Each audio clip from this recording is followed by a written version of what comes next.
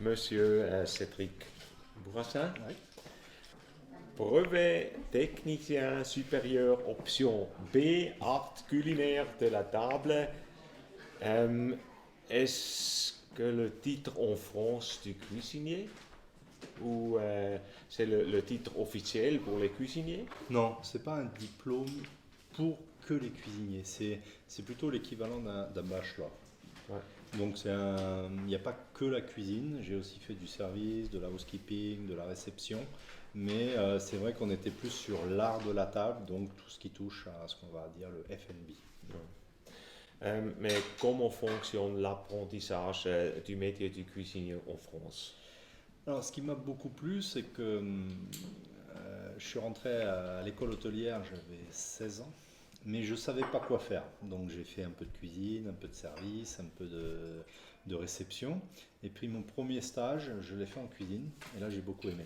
J'ai beaucoup aimé, et j'ai fait mon deuxième stage en cuisine dans un 3 étoiles d'ailleurs en Bourgogne, près de chez moi. Et là ça a été la révélation, j'étais quelqu'un d'assez réservé, donc je n'aimais pas beaucoup faire le service, je préférais être dans les cuisines. Et c'est comme ça que je suis resté en cuisine et que j'ai beaucoup aimé la gastronomie française. Mais à la fin, vous avez été chef de cuisine chez Michel Prat, Oui. Au restaurant Toya, Oui. au Japon, et avec obtenu 3 étoiles Oui. Michelin. Pourquoi enseignez-vous dans une école hôtelière en Suisse et pourquoi enseignez-vous? Parce que c'est très important de transmettre. D'avoir eu l'opportunité d'une vie, Michel et Sébastien m'ont envoyé au Japon. 7 mois après, on prend la 3e étoile. C'était extraordinaire, mais en même temps très difficile. Et quand vous avez 30 ans et que vous prenez toute la lumière sur vous, c'est pas facile à gérer. Et on l'a gardé, on l'a maintenu pendant 4 ans et demi avant que je parte. Et bien après, je pense que la transmettre, c'est quelque chose qui est essentiel. Si personne ne transmet, on perd des savoir-faire. Quand l'école hôtelière est venue me démarcher, je connaissais de nom, mais pour un Français, je n'avais jamais mis les pieds en Suisse. Et j'ai découvert aussi une école mais extraordinaire, avec beaucoup de moyens, une cuisine vraiment au top de tout ce qu'on peut avoir en termes d'équipement. Vraiment, on est au service des étudiants à l'EHL. Et ça, il y a aussi ce qui m'a beaucoup impressionné, c'est qu'il y a une somme de compétences. Il y a plusieurs grands professionnels et quand tout ça se met ensemble et se lie, les étudiants ne peuvent en ressortir que grandis, je pense. Vos élèves qui changent constamment sont finalement le restaurant.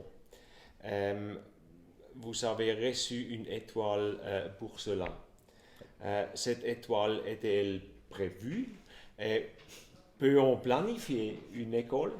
Non, c'était pas du tout planifié. Alors, ce qui est important de dire, c'est qu'on ne forme pas des futurs cuisiniers, on forme des futurs managers. Donc ça, c'était un point très important. Et c'est vrai, comme vous l'avez dit, on a des étudiants qui restent avec moi 5 jours, qui changent tous les lundis, du midi au soir, c'est pas les mêmes, et ils changent de poste en cuisine tous les jours. Donc ça, c'est vraiment notre challenge. Mais bon, Michelin a reconnu le travail, donc nous on est très contents, on nous a donné une étoile, mais ce n'était pas un objectif premier, l'objectif restera toujours les étudiants. On est au service des étudiants. L'étoile, c'était la cerise sur le gâteau. Le fait est qu'en tant que professionnel, on demande de l'excellence aux étudiants, donc on a renvoyé de l'excellence en disant, ben voilà, nous aussi, en tant que professionnels, on met des choses en place. Vous pouvez maintenant venir travailler dans un restaurant pendant une semaine avec une étoile. Et quand il passe en salle, il reste 2 semaines. Vous êtes français. Pour faire l'apprentissage, quel système est mieux? La Suisse. La Suisse? Oui. Là, je peux pas mentir.